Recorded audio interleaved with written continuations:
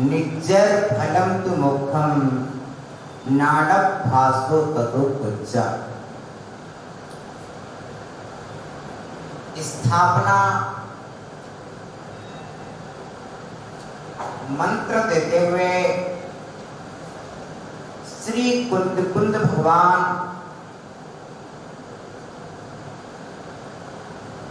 श्री अष्टपौध जी ग्रंथ में लिखते हैं, नानेन ज्ञान सिद्धि, ज्ञान के द्वारा ध्यान की सिद्धि होती है। ध्यान के द्वारा कर्मों की निर्जरा होती है। निर्जरा के द्वारा मोक्ष फल की प्राप्ति होती है। इसलिए जिन जीवों को मोक्ष फल चाहिए हो, उन्हें कर्म की निर्जरा करनी चाहिए। जिन्हें कर्म की निर्जरा करनी हो, उन्हें ध्यान करना चाहिए। जिन्हें ध्यान करना हो, उन्हें सम्यक ज्ञान का अभ्यास करना चाहिए। आचार्य भगवान लिखते हैं, पंचम काल में स्वाध्याय से बड़ा अन्य कोई तप नहीं।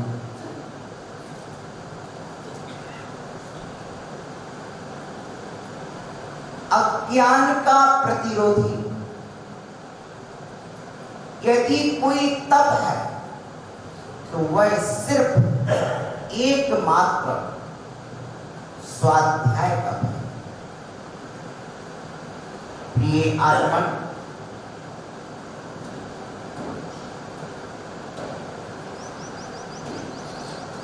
आचार्य देवता लिखते हैं,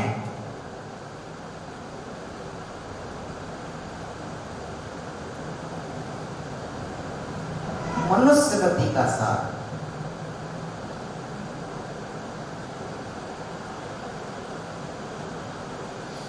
कहते हैं,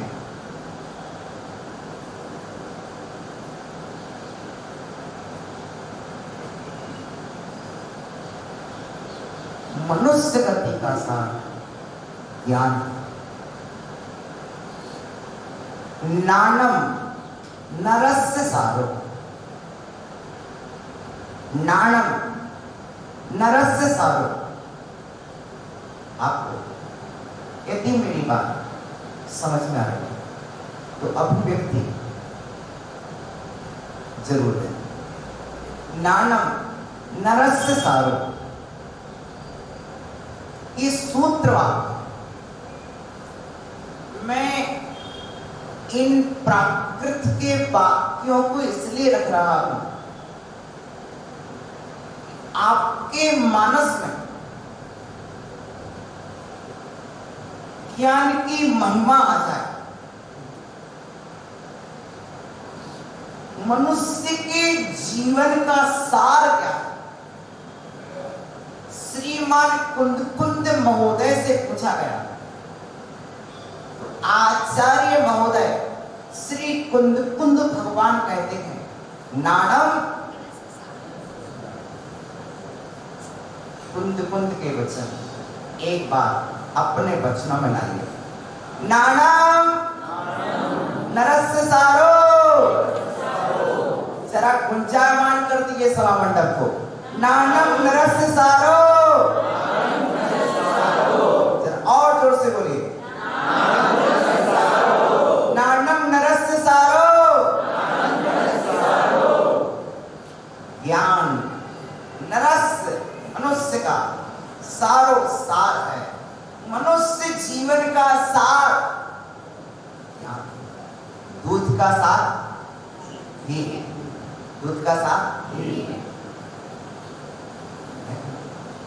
दूध का सार घी है। मनुष्य जीवन का सार ज्ञान है। नानम नरस्य सारो, सारो भी हुई संपत्ता, उस ज्ञान का सार भी सम्यक दर्शन है। जैसा ज्ञान मिलेगा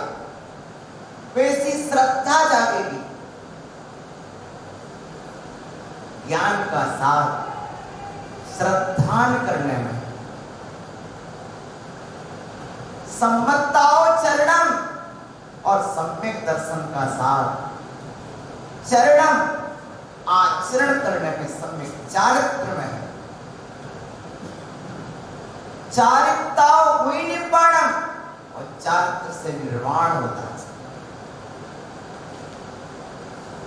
प्रिय बंधुओं, हम मोक्ष फल की प्राप्ति के उद्देश्य से श्रीफल चढ़ाते हैं, पर मेरे आचार्य कह रहे हैं कि वह मोक्ष फल कर्म की निर्जरा के बाद होता है और कर्मों की निर्जरा ध्यान से होती है और ध्यान ज्ञान से होता है। एक बात तो कह दिया। दूसरी बात कहते हैं मनुष्य के जीवन का सार,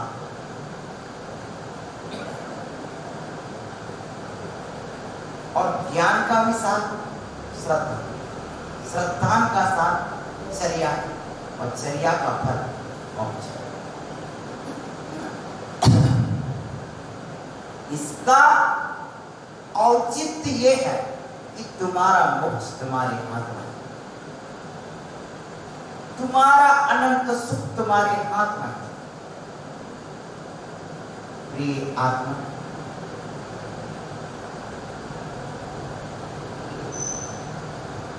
आपको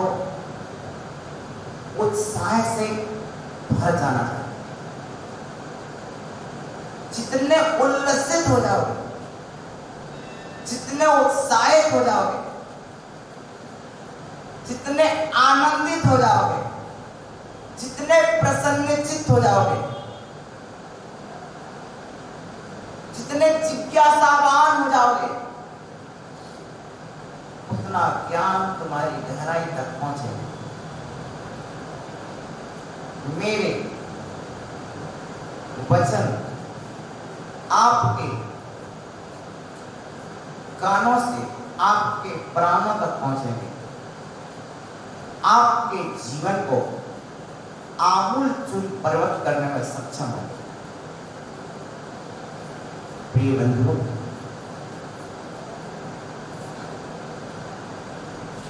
यदि गंगा का पानी कलश में भर लिया जाए तो कलश का नहीं होता, गंगा का ही कहलाता। उसी तरह से तीर्थंकरों की देशना को कहते मैं सुना रहा हूं, तो ये मेरा प्रवचन नहीं है, तीर्थंकर भगवान का ही प्रवचन है।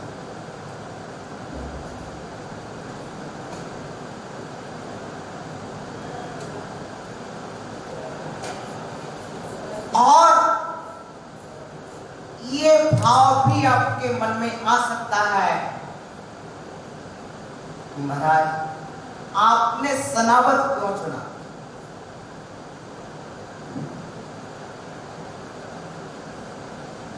वाचना के लिए सनावत क्यों चुना? भाई याद, जिस सुई में धागा डला वो सुई घूमती नहीं। बोलो, समझ रहे हैं? जिस सुई में धागा डला हो वो सुई घूमती, हाथ से गिर जाए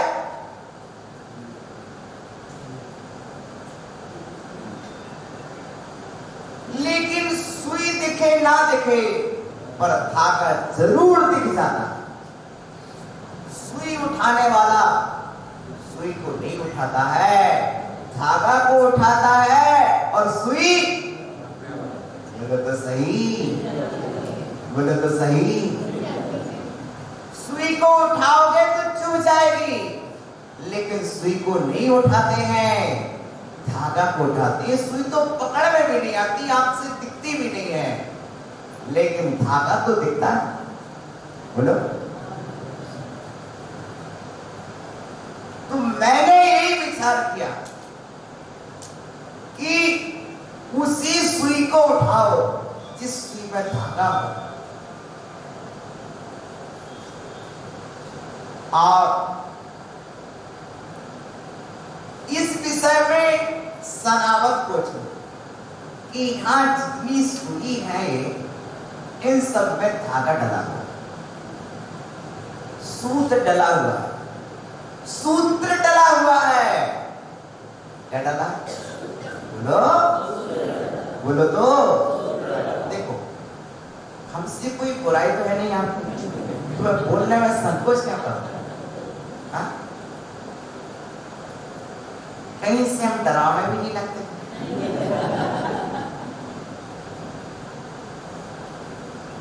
बात में भी कुछ नहीं कहेंगे। तो सुनो, जिस सुई में धागा डला वो सुई पहली बात तो घूमती नहीं, कदाचित प्रमादवश हाथ से छूट जाए, विस्मृतिवश रखा हुआ स्थान भूल भी जाए, तब भी धागे के कारण, सूत के कारण, जितना लंबा सूत हो, क्या भाई, हाँ? जितना लंबा सूत हो, सुई छोटी हो या बड़ी, इसकी कोई महिमा नहीं है। चाहे छोटी सूत हो, छोटी सुई हो या बड़ी सुई हो, धागा लंबा होना चाहिए। समझ रहे?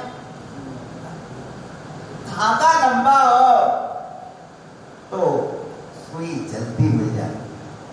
इसलिए हमारी ये माताएं जब भी सिलती हैं,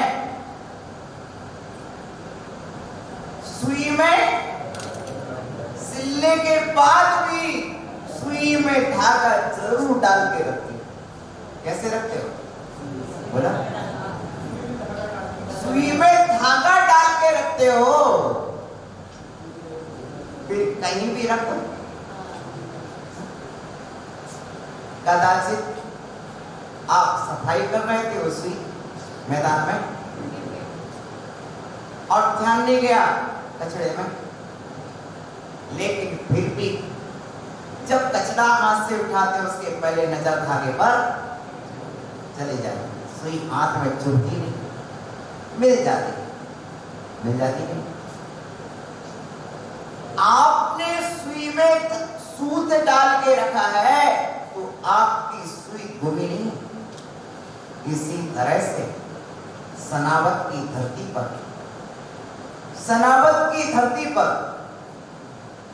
2014 आचार्य श्री विशुद्ध सागर महाराज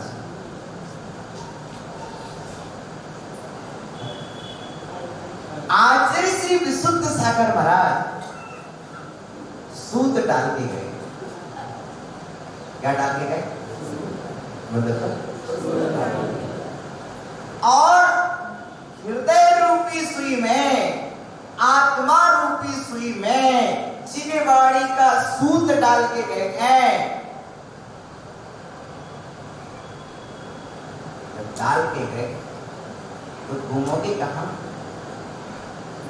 2 साल नहीं आओ, 3 साल नहीं आओ, भले ही कोरोना ने ना आना दिया, भले ही किसी समय समागम ना मिल पाया हो, सो ना पाए हो, लेकिन जिस सुई में धागा डला वो तो बरसों के बाद भी, और जिन भव्यात्मान और जिनवाणी सुनी है, वे जिनवाणी के लाल, वे जिनवाणी के सुपुत्र, वे महावीर नंदन, वे गौतम नंदन, वे भारती पुत्र मुझे धर्म सभा में जरूर मिलेंगे, जरूर मिलेंगे।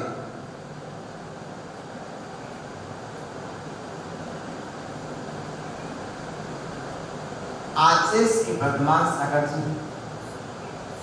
यहां रुक करके आपकी आत्मा में सूत डाल के गए। सूत्र क्या? तत्वार सूत्र। जिन सूत्र, ये सूत्र डाल के गए। आचार्य कुंड लिखते हैं कि जिस तरह सुई में सूत पड़ा हो तो सुई नहीं घूमती, उसी तरह जिस व्यात्मा ने जिनवाणी के सूत्र अपनी आत्मा में परो लिए हैं, वो आत्मा चतुर्गति में भ्रमण नहीं करती। या कहें सीख गुरु, यही मेरी करुणा, यही मेरी सीख है। ये जिनवाणी अपने हृदय में धारण करो। आज तक जितने जीव निर्वाण को प्राप्त हुए हैं, वे सब जिनवाणी के प्रताप से।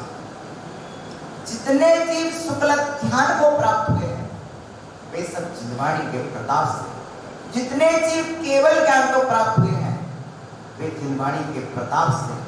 जितने जीव अरहंत सिद्ध आचिर उपाध्याय साधु बने हैं, वे जिनवाणी के प्रताप से।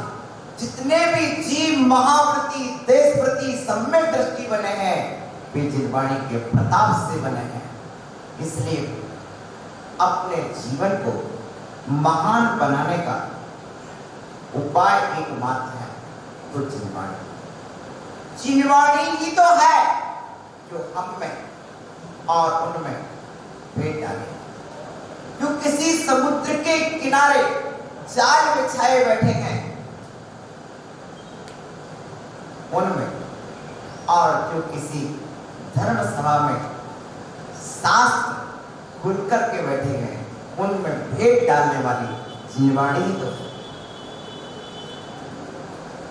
उन्हें जिनवाणी नहीं मिली तो वे समुद्र के किनारे जाल बिछाए बैठे हैं, और हमें जिनवाणी मिली है तो हम धर्म सभा में शास्त्र खोल करके विराजे हुए। उन्हें जिनवाणी नहीं मिली है तो वे सुबह से शाम तक बस में गांव के नाम लेते लेते दिन भर निकाल देते। जिन्हें जिनवाणी नहीं मिली, वे भिंडी टमाटर के भाव बोलते बोलते दिन भर निकाल देते। लेकिन सौभाग्य तो अपने हैं। जिन्हें जिनवाणी मिली है तो सर्वज्ञ की देशना, वर्तमान के देश में, वर्तमान के नगर में, वर्तमान की देशना सुनने का सौभाग्य है। प्रिय बंधुओं, जिनवाणी सुनने से पहला फल अज्ञान नाश। अज्ञान का नाश होता है। दूसरा सम्यक ज्ञान की प्राप्ति होती है। तीसरा फल है असंख्यात गुण श्रेणी कर्मों की निर्जला प्रति समय होती है। जितने समय तक जिनवाणी सुनोगे, उतने समय तक कर्मों की निर्जरा होती जाएगी।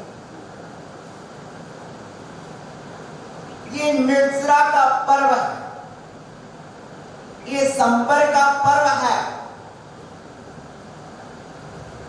जब जब जिनवाणी प्रारंभ हो जाए तो समझ लेना कि हमारे संपर्क निर्जरा का पर्व प्रारंभ हो गया है।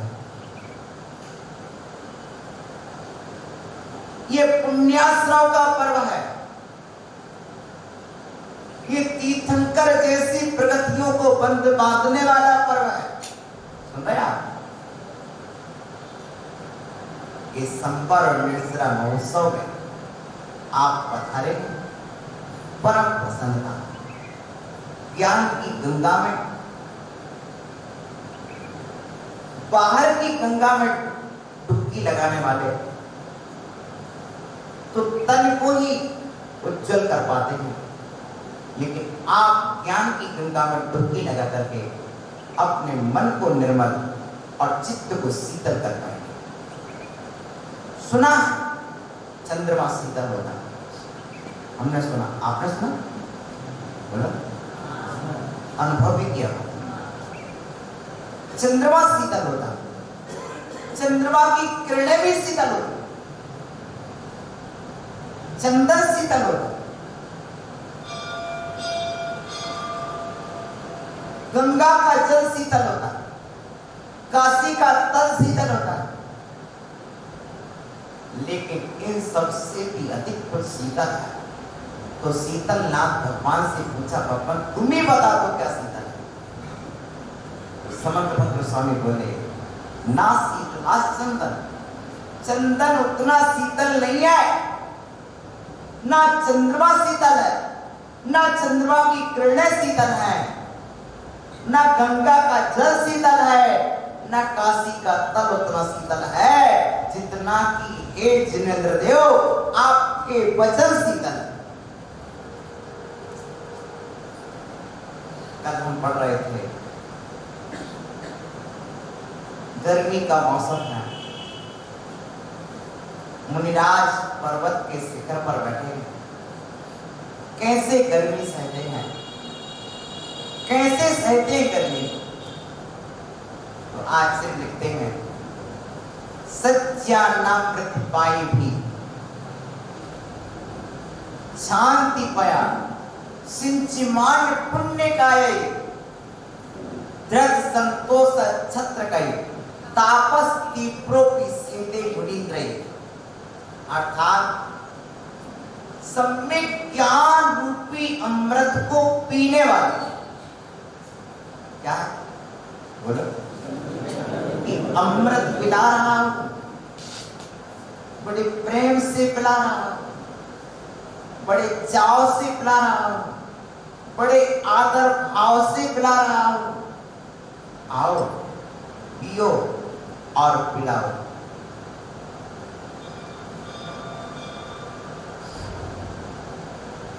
पिबत पाए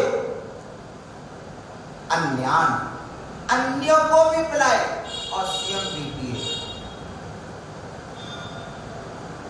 ये अमृत है, प्रवचन अमृत है।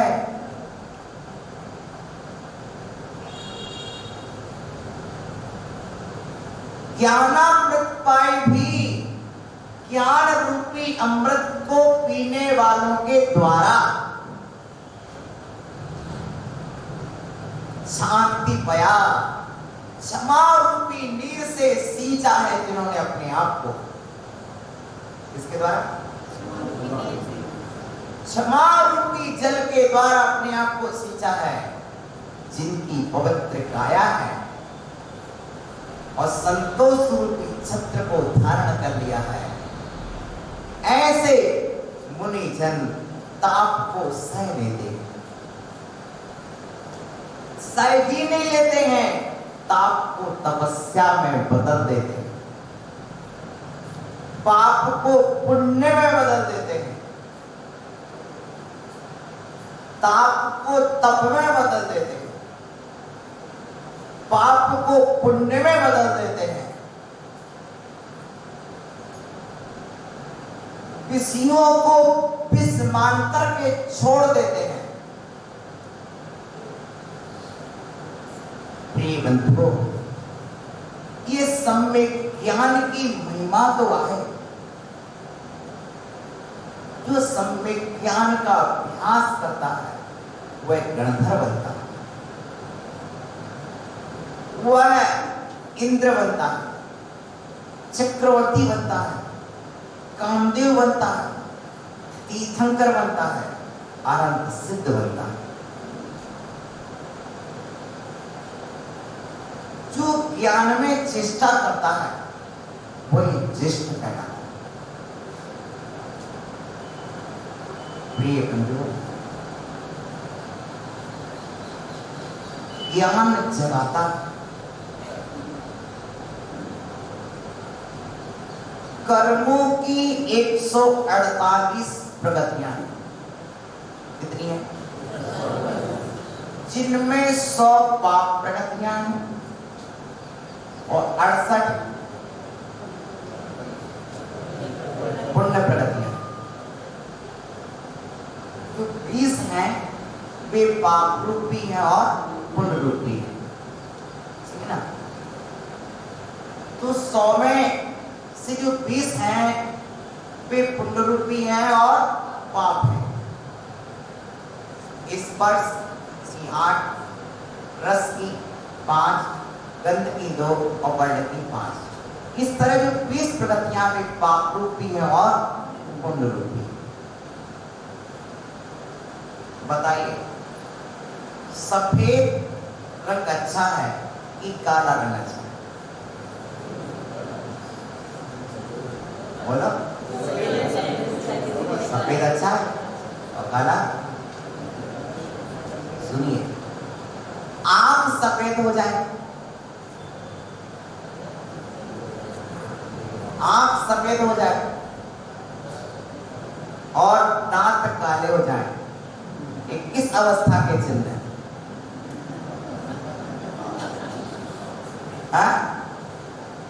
अनंतनाम,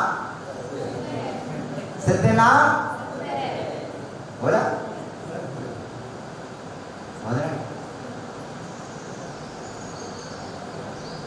आचार्य ने कहा अपनी सहज स्थिति में तो पुण्य रूप है, लेकिन जब पाप का उदय आता है तो दांत भी काले पड़ने लगते हैं और आंख भी सफेद होने।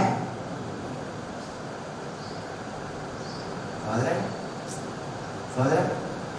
इसलिए पुण्य रूपी और पाप रूपी। मीठा खाने से डायबिटीज हो गई, बोलो क्या हुआ? तो कोई मीठा उसके लिए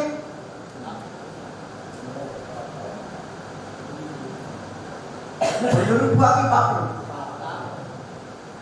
यही कहना 100 पुण्य पाप प्रगतियां हैं और 68 पुण्य प्रगति। अब मैं आपके सामने खास और विशेष बात कर रहा हूं कि 100 पाप प्रगति में पहली पाप प्रगति कौन सी? पहली पाप प्रगति, पहला पाप कौन सा? पहला पाप कौन सा?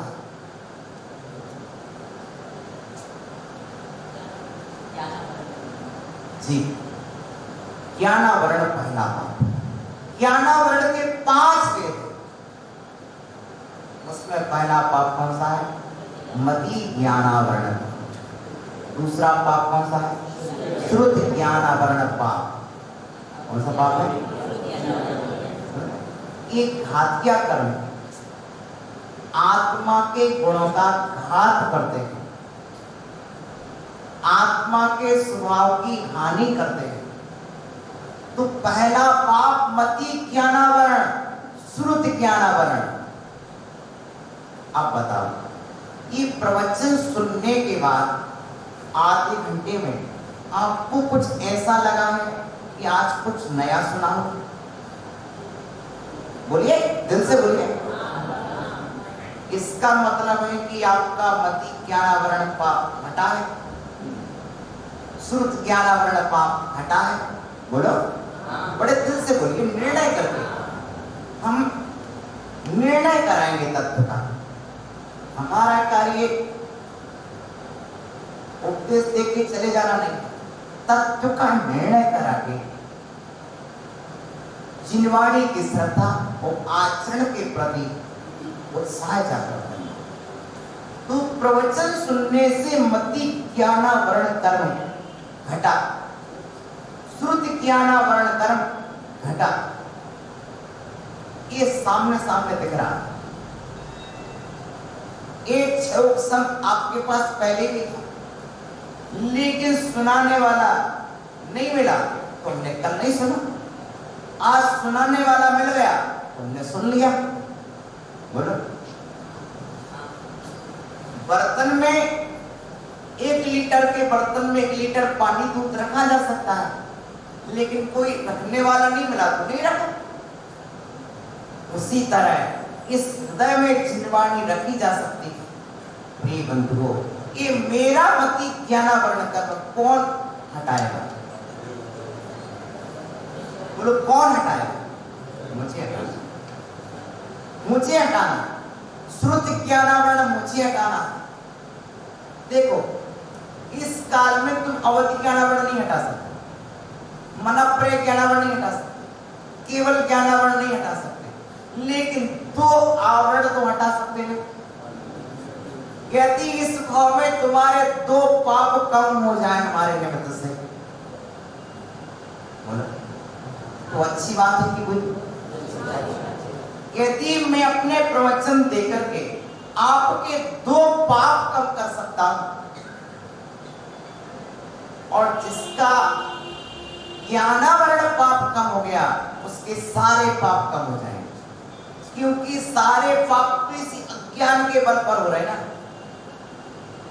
मोह और अज्ञान के बल पर सारे पाप होते हैं, मोह और अज्ञान। प्रिय बंधुओं, तो मति ज्ञानावरण कर्म को कैसे घटाए? तो जिनवाणी के अभ्यास से। जिनवाणी के अभ्यास से कैसे हटाए? तो सुनो, हमारे पास उपाय है, 5 स्टेप है। वाचना, प्रचना, अनुप्रेक्षा, आमनाय, धर्मोपदेश। बोलिए, वाचना, प्रचना, अनुप्रेक्षा, आमनाय, धर्मोपदेश। आपका बेटा आपसे पूछता है, मां, पिता, मैं परीक्षा में टॉप कैसे आऊं? मुझे 100% मार्क कैसे मिले? मेरा परिणाम 100% कैसे आए? 100% सफलता का क्या उपाय है? उपाय है, फर्स्ट उपाय, जो आप पढ़ रहे हैं उसका उच्चारण सही करें। क्या करें? पढ़ते समय पूरा उपयोग पुस्तक के अक्षरों पर करें, अथवा सुनते समय सुनाने वाले की ओर अपना उपयोग एकाग्र कर लें, तो हमें उच्चारण की कला आती है। जितना हमारा उच्चारण सही होगा,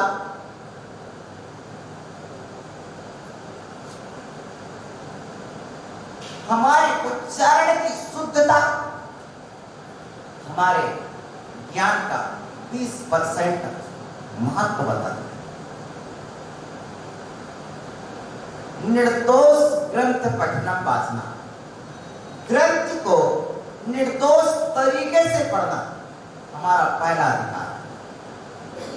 आप अर्थ जानते या नहीं जानते, एक बात की बात है, पहले पढ़ने का तरीका निर्दोष होना चाहिए। इससे यदि आपको अर्थ नहीं आता है तो कोई दूसरा व्यक्ति अर्थ बता देगा, सही बता देगा। समझ सकते?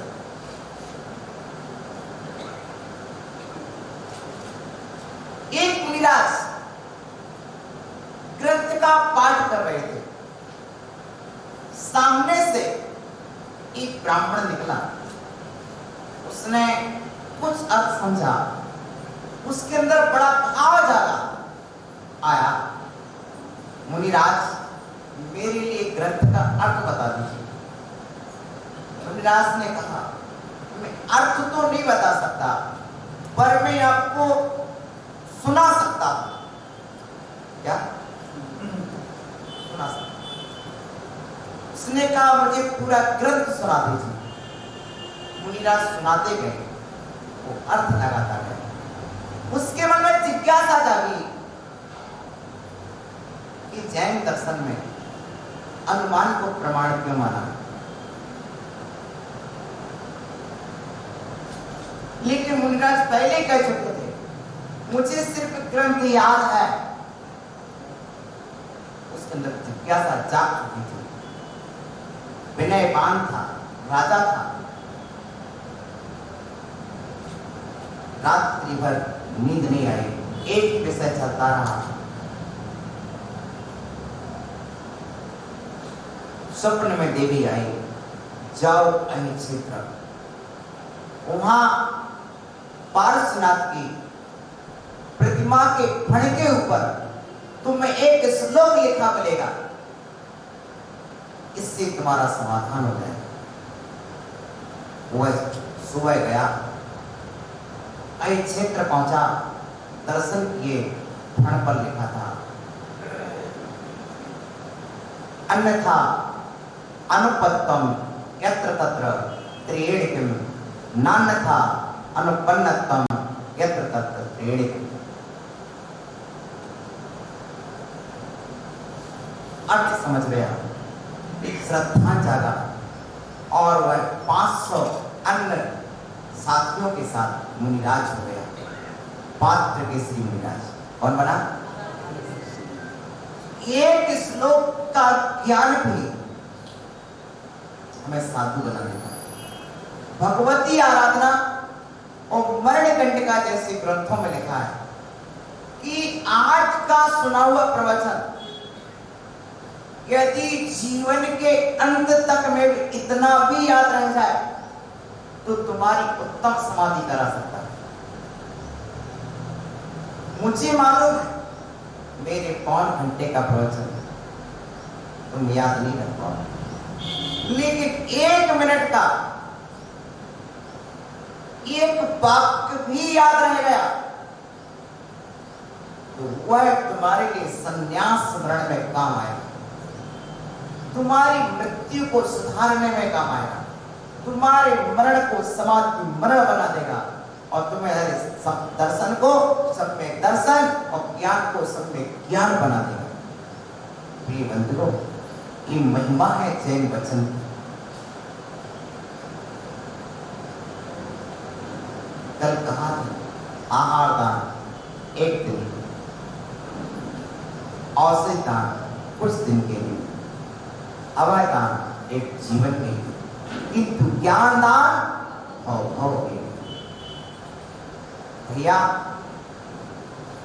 और याद रखना, वाचना निर्दोष तरीके से ग्रंथ को पढ़ना। जब पढ़ोगे तो कुछ जिज्ञासाएं पैदा होंगी, कुछ प्रश्न पैदा होंगे। जब प्रश्न पैदा होंगे तो पूछोगे। संसार में 2 व्यक्ति कोई प्रश्न पैदा नहीं होते, 2 व्यक्तियों को प्रश्न पैदा नहीं होते। किनको? एक तो सर्वज्ञ को कोई प्रश्न पैदा नहीं होता। क्या? जो सर्वज्ञ हो उससे प्रश्न पैदा नहीं होता। मैं यहां वाचना कर रहा हूं, आपको कोई प्रश्न पैदा नहीं हो रहा ना?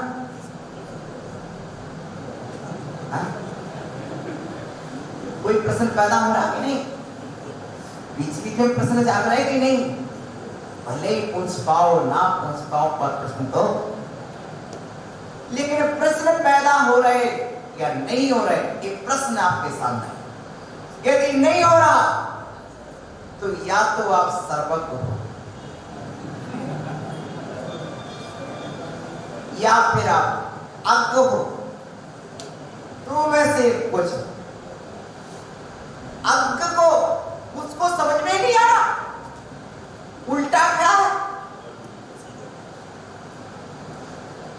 क्या बोल रहे गुरुजी सिर के ऊपर से निकल रहा है, अज्ञ को समझ में नहीं आएगा तो प्रश्न क्या पैदा होगा। आज सर्वज्ञ है वो सब कुछ जानते हैं, उन्हें क्या प्रश्न पैदा होगा? आप बताओ, तुमको प्रश्न पैदा होता या नहीं? बोलो तो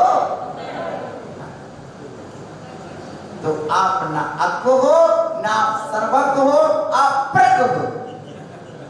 क्या हो? प्रज्ञ हो। प्रज्ञ को प्रश्न पैदा होता, अज्ञ को नहीं होता, सर्वज्ञ को नहीं होता।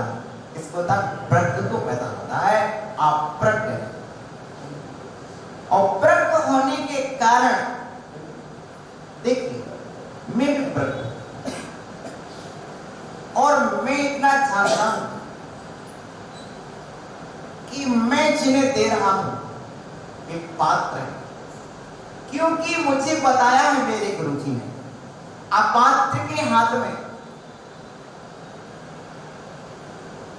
तलवार देना, शत्रु के हाथ में तलवार देना जितना खतरनाक नहीं है, उससे ज्यादा अपात्र को शिक्षा देना। इसलिए मैं आपको अपात्र भी नहीं मान रहा, आपको ज्ञान का पात्र मान रहा हूं। आपकी विनयशीलता, श्रद्धाशीलता मेरी पात्रता की परीक्षक प्रिय बंधुओं, प्रश्न पैदा होना चाहिए। यदि प्रश्न पैदा हो रहा है तो तुम्हारा ज्ञान 40% हो गया। कितना हो गया?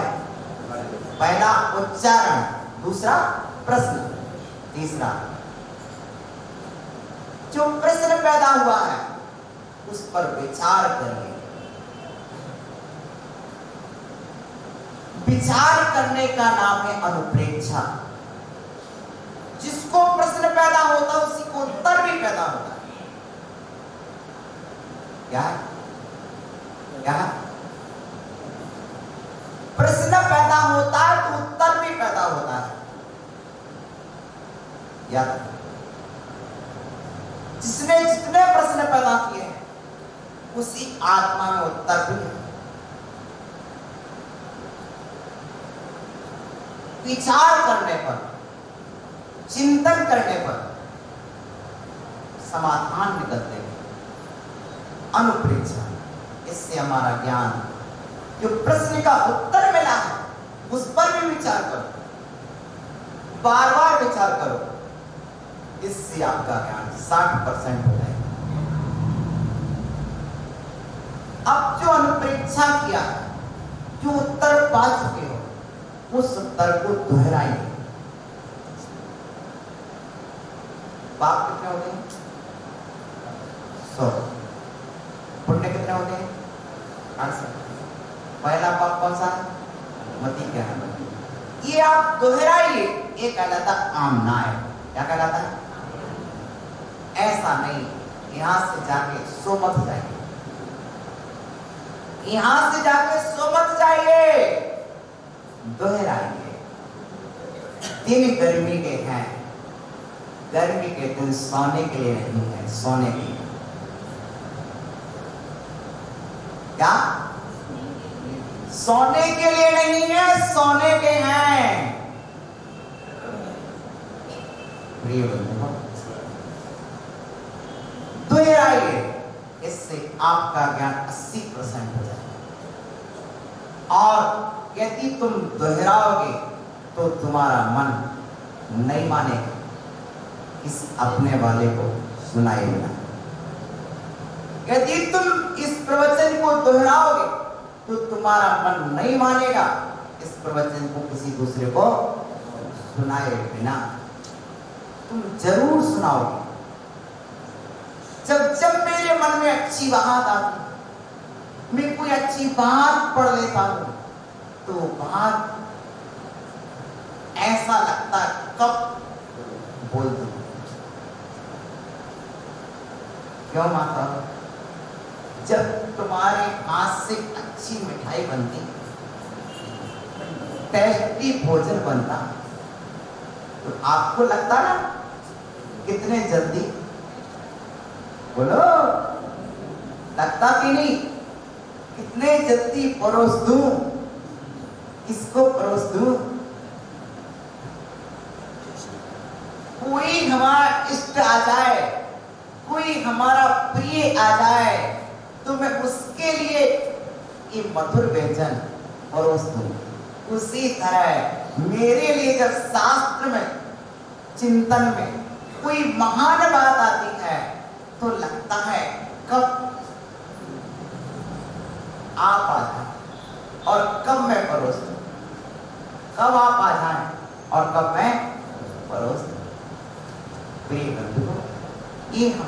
पंगत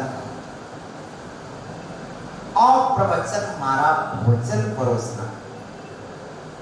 प्रवचन हमारा भोजन परोसना है और प्रवचन में आना, पंगत में आना, प्रवचन में आना। पर ये बात पूरे मायने ध्यान में रखी जाती है कि पंगत में एक भी व्यक्ति नहीं झुकना चाहिए। सर सेठ हुकुमचंद जी इंदौर वाले ने कांच का मंदिर बनवाया। मंदिर बनवाने के बाद जिस दिन भोजन रखा तो देखा हजारों व्यक्ति आए। सबको देखने के बाद पूछा कोई शेष तो नहीं रहा? बोले हाँ, एक शेष रह गया। तो सर सेठ हुकुमचंद जी स्वयं उसके घर गए। भैया तू क्यों नहीं आया? बोला कि मैं इतना गरीब हूं, आपके यहाँ तो बड़े बड़े अमीर लोग आए होंगे, तुम छोटे से गरीब का क्या महत्व रहेगा, इसलिए हम आपकी पंगत में नहीं आए। हमारे कपड़े देख करके कहीं आपका महत्व कम ना हो जाए, इसलिए हम नहीं आए पंगत में। सेठ जी स्वयं आए और उसको लेके गए, उसको पंगत में बिठाया और बाजू में स्वयं बैठे और एक साथ भोजन। इसी तरह से आप ये ना सोचना हमको तो कुछ आता है, हम कैसे वाचना में जाए, हमको तो कुछ समझता नहीं है, हम कैसे वाचना में जाए, ऐसा मत सोचना। मैं तुम्हारी योग्य ही तुम्हें दूंगा, ये मेरी योग्यता का परिचय होगा, क्योंकि योग वही है जो हर किसी को योग्य बना दे। और आपके बैठना से हमें लाभ होगा और हम आपको वह परोसेंगे जो सुपाच्य होगा और जो स्वास्थ्य के लिए लाभदायक होगा। इसलिए आप सभी वाचना के प्रथम चरण में वाचना का महत्व आज मैंने आपके सामने रखा है और इसी महामंगल भावनाओं के साथ सिर्फ मंगलाचरण करना चाहते हैं। कलश स्थापना भी कर लेंगे मंदिर में। बताइए कौन सा ग्रंथ अपन विराजमान करें? मैंने भाव बनाया है कि द्रव्य संग्रह प्रारंभ कर दें। जैन आगम का आध्यात्मिक ग्रंथ है, बहुत ही अच्छा ग्रंथ है। और भी ग्रंथ अनेक हैं। आपका मन क्या बोलता है? बोलो तो सही। सुनना। अरे उनसे क्या पूछते हो? मैं तुमसे पूछ रहा, तुम उनसे पूछ रहा, मैं डायरेक्ट पूछ लेता। वो तो मेरी मम्मी है, उनसे मैं डायरेक्ट पूछ सकता था। नहीं यार, यदि उन्हीं से पूछ, मैं जब डायरेक्ट पूछ लेता, वो तो मेरी मम्मी है। जब मैंने तुमसे पूछा तो मुझसे पूछने लगे। बोलो बोलो।